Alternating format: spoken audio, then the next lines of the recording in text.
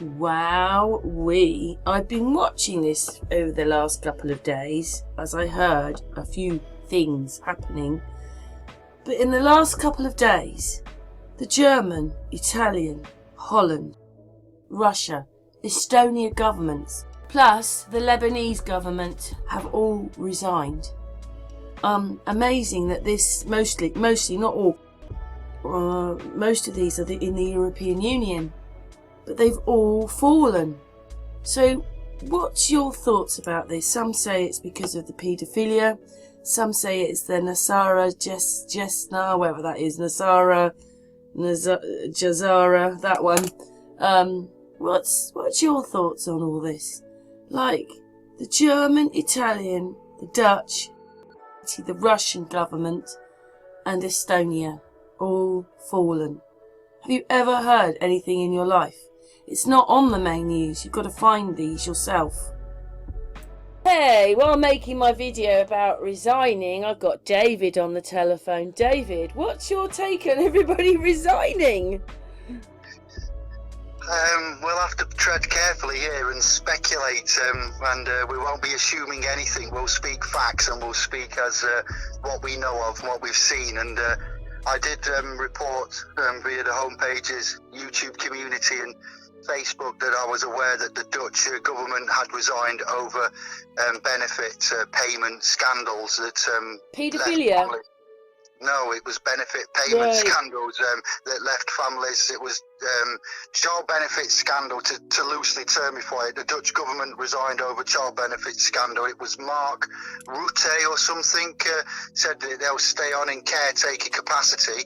So there is some kind of system there, but there were till the general elections that were coming out in March. But there was a man called Mark Rutte, I think, that had appeared and said that there was 20,000 families roughly were wrongly accused of fraud by the tax authority, and they'd had possessions and items seized. And I was happy to report that Parliament itself there was due to break up, for general elections. And when we say governments resigning, the lower ministers going and resigning, and new coalitions being Well, I've got formed. an extra one to add to my list that I didn't say before. It's Germany, Italy, Holland, Russia, Estonia and Lebanon so far.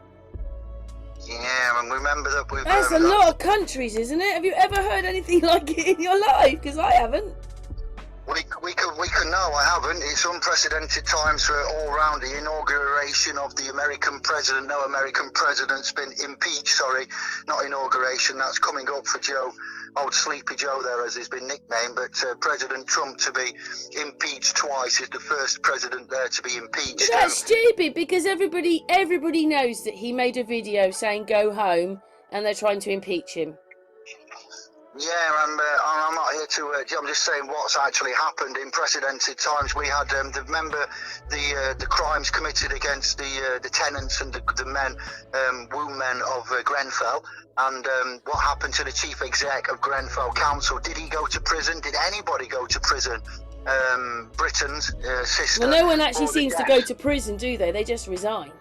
They step out of office and a new drone steps in. So we've ever actually wondered whether they're all going because this is the start of the one world order. It does look like we've got from the left we've got Nasara Jisara, and in the right corner, in the blue corner, Nasara Jisara. In the red corner, we've got the New World Order, and then we've got the sovereigns somewhere in the middle. It's a time of craziness. I'd like to say, yippee! Thank God! When's ours going? And the Americans, but we know that it's not being done for that reason. And if the news are reporting it, because I looked at the videos and I just thought, it's the same thing. Everybody's 2D on 2D. They're all computer programs, just like we get. So I don't know what this is, because they're not real anyway. And, like Russia, it's his government. He's still president, but it's his government that's gone. But it does look like Germany, Italy, Holland, Lebanon, Russia, and Estonia so far. I heard something about the Netherlands. There's long-standing allegations of systemic racism in the Netherlands, just to add to that, as well as Dutch, resigning that I'm aware of, and you've added to the list now with all of these. I've got a good word, David. It's unprecedented. yes. Bureaucrats. You know, foreign-looking names there. We've got many that I can't pronounce, and you've said a lot of countries, but the mans have been harmed, crimes have been committed, and I don't know what's happening here. We'll keep a close eye on it, and it could be. Well, nothing's been good for us so far, so it just worries me that this is the next stage for one world order, to be honest. But it just is quite amazing to see so many governments all resigning at the same time, like the world has no government. What the hell? That's why I, David, you know, of the clan family estate Giaramita, I'm a good governing man. My person is governed by the UK of GB and legal system. Legal is the undoing of God's law, so that's why I say what I say, not because I'm a radicalist or any kind of mentalist. And when we hear the news stories reporting of, you know, fundamental principles of the rule of law have been violated, can we stop and can we listen to Brother David? We have rules and we have policy, then we have law, and the law is Roman secular codified. The rule of law is not to be said, it's an oxymoron, rules and policy and laws. But then we've got the 10 Commandments. We've got the laws there, lest we forget the old Hebraic, you know, Phoenician text, the 10 Commandments. We got laws, Roman secular laws. Well, you they know, haven't taken any. Well, they just play them the way that they want them to be played, don't they, and all that. Yeah, you're going to hear a lot, you know, of these nuances and rhetoric. So basically, we've just got to watch and wait at the moment and just see what happens with everybody.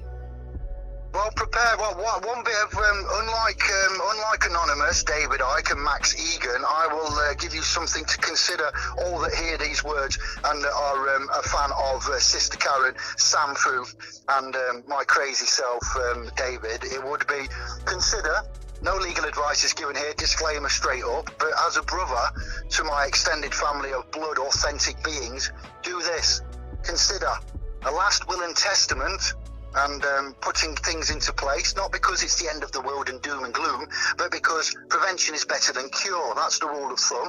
And then also consider powers of attorney. If one is to be deemed by the local government, state officials, ministers, generals to be non-compos mentis, then put something in place and get it in place, you know, some paperwork there, and know whom you are, what you are, know thyself, and protect thy family, blood, assets, estate. When I say estate, biological estate, blood, bones, you, yourself, you know, from the point of the estate. We're not talking lands and fields, we're talking yourself and your consciousness, and then look to your liquidity, I don't know, your residual estate after that, and you know, etc. But I'm excited. It could be Nasara Dasara, it could be the New World Order, it could just be a big play on the world stage. I yield. Thank you, David. We're going to stop there. We just wanted to put it out that something strange is going on. Germany, Italy, Holland, Lebanon, Russia and Estonia so far. David, thank you so much for your time. I know that you'll keep abreast of it and keep looking at it. Oh yes, indeed. Thank you. God bless you. Oh no, God bless you. I'm a bit like, whoa. Anyway, thanks very much, David. Mwah. All smiles to begin with. Dmitry Medvedev taking his seat for the president's State of the Nation address. His face not giving much away as the president outlined a series of constitutional reforms which would shift the balance of power in Russia, potentially providing a role for Vladimir Putin when his presidential term expires in 2024. Hours later, this surprise announcement. It is obvious that we, as the government of the Russian Federation, should provide the president of our country with the opportunity to make all the necessary decisions for this. Therefore, the current government of the Russian Federation resigns. The government will stay on for now, but Mr. Putin has already picked a new prime minister, the head of the Federal Tax Service, Mikhail Mishustin. He's not a political heavyweight. It's clear who'll be calling the shots. Which is how it was with Medvedev too. Even during the 4 years when the two men swapped roles, President Medvedev's attempt at liberal reform crushed when Mr. Putin resumed the presidency. He made clear today that he was not angling to stay on as president. The reconfiguration, I think, is aimed at taking away power from the presidency and empower other institutions of Russian government management so that whatever position Putin means for himself would enable him to be in control, to be the ultimate arbiter of the disputes among the elites and of decision-making in the country. It may be that Mr. Putin engineers himself into the role of Prime Minister again, having bolstered its power. Other suggestions are that he might head up a beefed-up state council. Either way, it's clear he will not be giving up control. You're watching France 24. I'm Stephen Carroll. Welcome to this special coverage of breaking news from Lebanon. The country's Prime Minister is set to announce the resignation of the government in the next few minutes, 6 days after the massive explosion at Beirut's port that killed more than 160 people and left thousands injured. Hassan Diab expected to make that address to the nation, where he will say that ministers have collectively tendered their resignation. Several had already announced that they were quitting their positions before today's cabinet meeting. Now, the blast last week had provoked a fresh wave of public outrage against Lebanon's political leadership after warnings about the dangers of the chemicals at the centre of that massive blast were apparently ignored. There were big demonstrations in Beirut over the weekend. More demonstrations continuing today, as you can see in these live images from the Lebanese capital. Protesters said to clash with police and reports of tear gas being fired in Beirut today. We zijn eensgezind. Als het hele systeem heeft gefaald, kan alleen gezamenlijk verantwoordelijkheid worden gedragen. En dat heeft tot de conclusie geleid dat ik zojuist de koning het ontslag heb aangeboden van het hele kabinet. De rechtsstaat moet burgers beschermen tegen een almachtige overheid. En dat is hier op een verschrikkelijke manier misgegaan.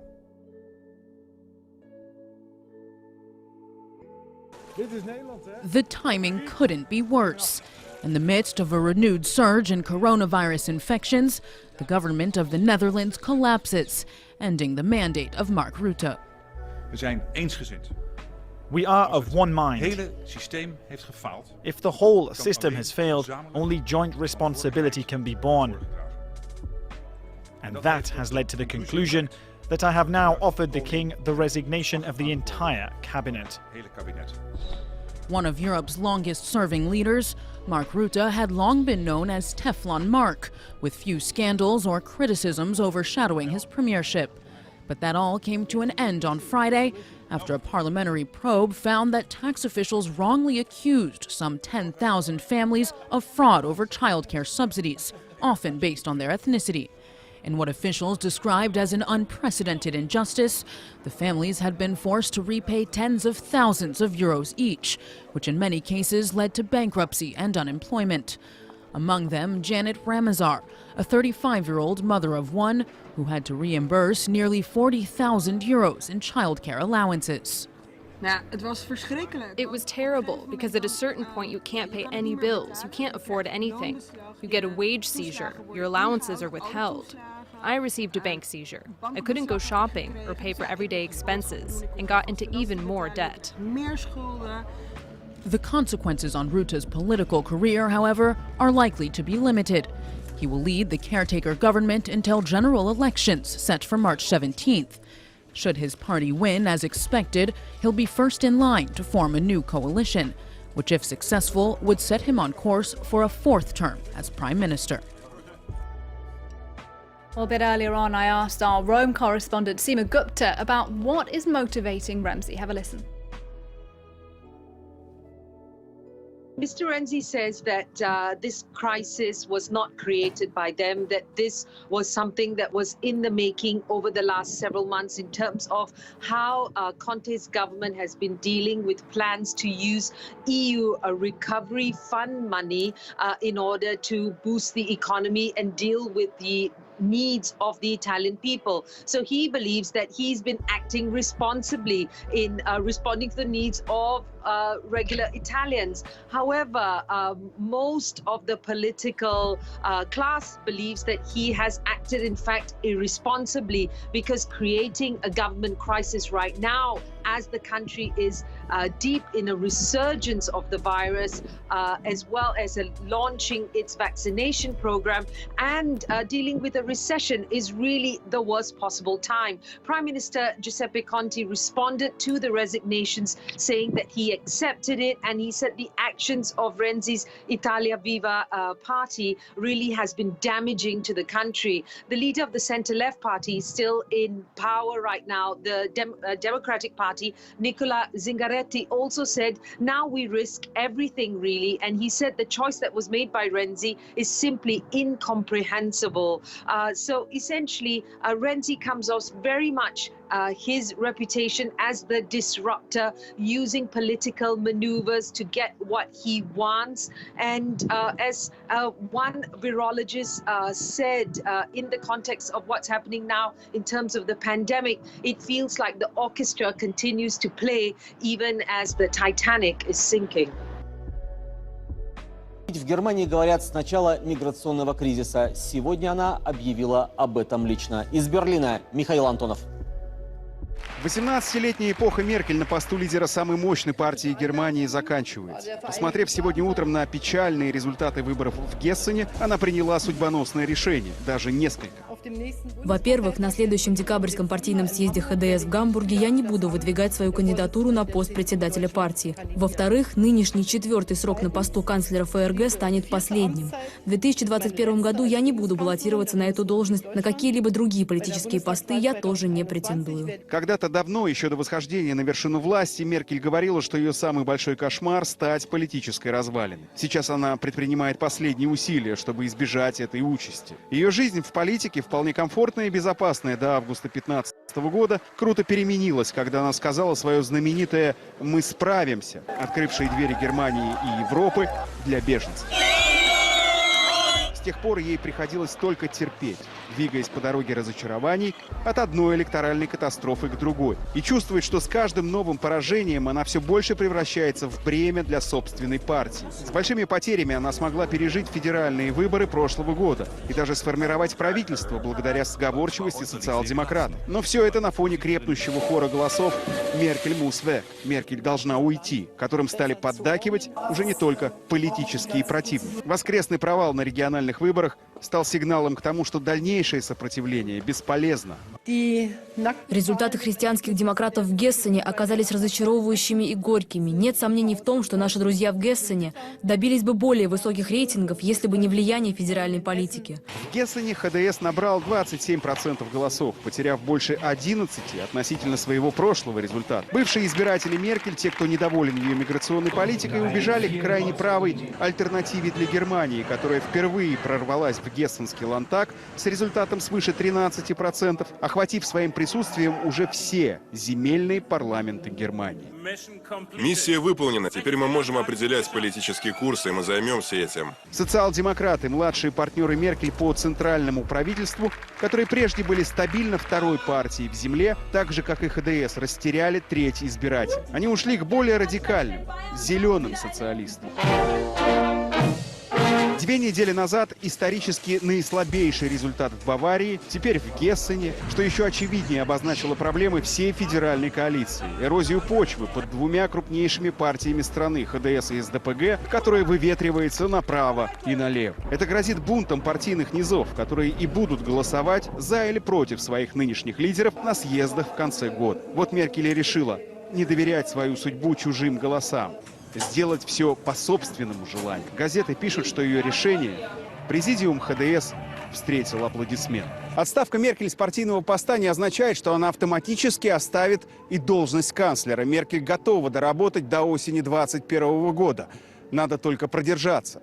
То, что она ограничила свое пребывание в политике нынешним парламентским циклом, ясно свидетельствует о желании снизить градус раздражения против себя, своего правительства и своей партии, которая продолжит двигаться дальше в режиме значительно более свободном от непростой политической ауры канцлера. Михаил Антонов, Александр Коростелев и Андрей Путро. Вести, Берлин, Германия. Europe in 60 seconds. This is Carl Bildt in Stockholm. First, why did Estonian Prime Minister resign and what happens now? Well, he had to resign because there were allegations of corruption in connection with construction issue in Tallinn. Let's see. I think my best guess is that there will be a new coalition with a new composition of parties and perhaps a more clear-cut commitment to reforms. What does the post-Merkel future look like for Germany's CDU leadership? Well, that remains to be seen. They will